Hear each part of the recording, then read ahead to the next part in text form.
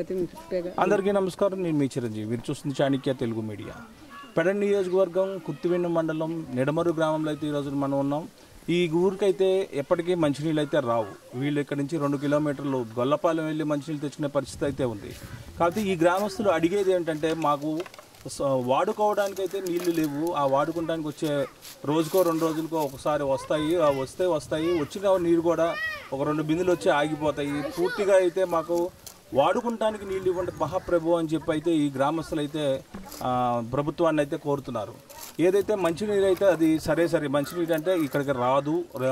దాని గురించి మేము మర్చిపోయాము. మేము మంచినీళ్ళు కావాలంటే క్యాన్ తీసుకుని అయితే మేము గొల్లపాలెం వెళ్ళి మంచినీళ్ళు తెచ్చుకునే పరిస్థితి అయితే ఉంది. మేము వాడుకుంటానికి నీళ్ళు లేవు. అది చాలా ఇబ్బందికరంగా ఉంది. స్నానాలు చేయాలన్నా లేదన్నా బట్టలు ఉతుక్కోవాలన్నా ఏది చేయాలన్నా సరే ఇక్కడ మాకైతే వాడుకునే నీరు అయితే లేదు. మాకు వాడుకునే నీరు ఇప్పించండి. తాగే నీరు అయితే మేము 2 కిలోమీటర్లు 5 కిలోమీటర్లు వెళ్ళి తెచ్చుకుంటా ఉన్నాం 2 బిందులు. కానీ మేము వాడుకుంటాకైతే నీళ్ళు లేవు. సరైన స్నానాలు చేసే పరిస్థితి అయితే లేదు. మా పరిస్థితి ఇలా దుర్భరంగా ఉంది. మాకు గత ప్రభుత్వాలకి తెలియజేస్తున్నాం, మరి నేటి కూటమి ప్రభుత్వానికి కూడా తెలియజేస్తున్నాం. అందరూ మాకు ఏదో చేస్తామని చెప్తున్నారే కానీ ఏదన్నా ఒక కార్యక్రమం జరిగినప్పుడు అయితే కనబడతారు, మీకు చేసి పెడతాం, అన్నీ చూసి పెడతామని చెప్పడమే తప్ప ఇప్పటి వరకు అయితే మరి మా గ్రామానికి సాగునీరు వాడుకునే నీరు అయితే ఏర్పాటు చేసే పరిస్థితి అయితే లేదు అని చెప్పి గ్రామస్తులు చెప్తా ఉన్నారు.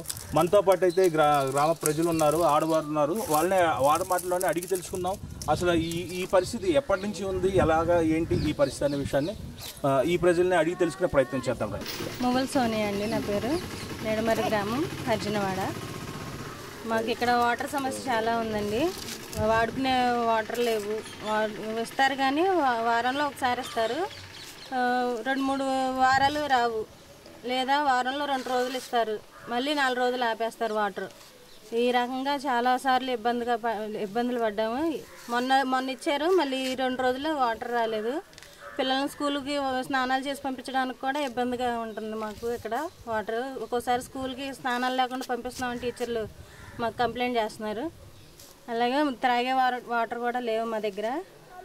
ఇక్కడ దగ్గరలో ట్యాంకులు కూడా లేవండి తెచ్చుకోవడానికి. చాలా దూరం వెళ్ళి తీసుకొచ్చుకోవాల్సి వస్తుంది.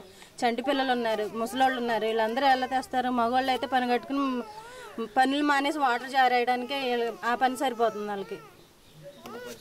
దీని పరిష్కారం చేయించి చెప్పండి. మీ పేరు ఏంటండి? మా పేరు నిడమరు అర్జునవాడ. నా పేరు మూల బెనర్జీ అండి. డ్రింకింగ్ వాటర్ సమస్య అనేటప్పటికీ గత 20 సంవత్సరాలు 25 సంవత్సరాలు బట్టి కూడా ఈ అర్జునవాడలో నీళ్లు సమస్య అనేది బాగా ఎక్కువగా తీవ్రంగా ఖండిస్తున్నాం. ఇది తెలుగుదేశం ప్రభుత్వం కానీ లేకపోతే కాంగ్రెస్ ప్రభుత్వమే కానీ లేకపోతే ఇప్పుడు వచ్చిన వైసీపీ ప్రభుత్వం కానీ అన్ని ప్రభుత్వ పార్టీ వాళ్ళకి కూడా అందరికి కూడా తెలిసింది ఈ విషయం. అర్జునవాడ సముద్ర తీర ప్రాంతంలో ఉన్న అర్జునవాడలో ఈ నీరు ఎక్కువగా సమస్య. ఇది మాకు 4 రోజులకు ఒకసారి పంపిస్తున్నారండి నీళ్లు. ఈ 4 రోజులకు కూడా కంటిన్యూగా మళ్ళీ 4 రోజులకి ఇస్తారనుకుంటే అది వస్తావో రావో అనేది కూడా మళ్ళీ తెలియదు. మళ్ళీ పైపులు పోయినాయి అని చెప్పేసి అని, ఇలా పైపులు బద్దలైపోయినాయి అని చెప్పేసి అని, ఇలా మోటార్ పోయిందని చెప్పేసి అని ఒక 10-20 రోజులు కూడా మళ్ళీ నీళ్ళు రాకోకుండా 20 రోజులు నీళ్ళు రాకోకుండా మమ్మల్ని చాలా ఇక్కట్లు గురి అవుతున్నాం. మంచినీళ్ళ సమస్య అనేటప్పటికీ 5 కిలోమీటర్లు 4 కిలోమీటర్ల దూరం పెద్దగొల్లపాలెం అని వెళ్ళి అక్కడి నుంచి నీళ్లు కొని తెచ్చుకోవాలండి. అవి కూడా మళ్ళీ రోజు కూడా వెళ్ళి డైలీ తెచ్చుకోవాల్సిందే తప్ప మళ్ళీ నీళ్లు తాగడానికి కడాను.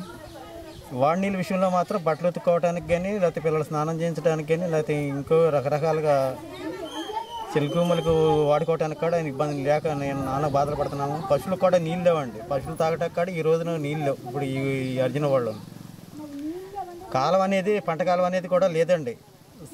తాగునీరు కావాలని చెప్పేసి లోగల్లోనే కాగిత వెంకటరావు గారు ఉన్నప్పుడే మేము పిటిషన్లు చాలా పెట్టామండి. ఆయన డ్రింకింగ్ వాటర్ సమస్య అని చెప్పేసిన ఆర్సీసీ పైప్ లైన్ ద్వారా తనియలగడ నుంచి మా ఊరు 2 ఎకరాల చెరువు ఉందండి. ఆ చెరువులోకి ఇచ్చారు కానీ అది శిథిలావస్థ అయిపోయిందండి.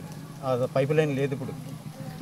అక్కడి నుంచి కూడా రన్ చేసి మాకు మా చెరువు బాగు చేసి మాకు ఇస్తే ఆర్డబ్ల్యూఎస్ ట్యాంక్ ఉందండి. దాన్ని శుభ్రం చేసి దాంట్లో పెట్టిస్తే కనుక మా సమస్యకి మా ఊరికి ఒక చిన్న ట్యాంక్ కట్టేసేసి ఇస్తే కనుక మా ఊరికి సమస్య అనేది నీటి ఎద్దడం అనేది పోతుందండి. అప్పుడు మాకు స్వచ్ఛ సేవలంగా బాగుంటామండి. కనీసం ఏది మొక్క పెట్టుకోవాలన్నా లేదా ఏది చేయాలన్నా సరే నీరు అనేది బాగా ఉండలేదండి అసలు మా ఊరికి. మనుషులు తాగడానికే నీరు ఉండలేదు, బట్టలు ఉతుకోవడానికి నీరు ఉండలేదు. దీన్ని మాత్రం ప్రభుత్వం వారు దృష్టికి తీసుకెళ్ళి మాకు నీరు ఇచ్చి మాకు జయప్రదం చేయాలని కోరుకుంటున్నాం. అప్పని రావు మా పరిస్థితులు ఏంటి? ఎప్పుడుకో 3 రోజులకి 4 రోజులకి ఇడితే 3 రోజులకి 4 రోజులకి ఇడితే నీళ్ళు ఏమైపోవాలి మేము? ఏ బాబు నారాయణ ముసలి దానికి ఎవలేస్తారు నీళ్ళు చెప్పండి. లాగుతున్నారా? లాగండి బాబు, మాకు మంచినీళ్ళు కావాలి, ఒక కాలువ కావాలి.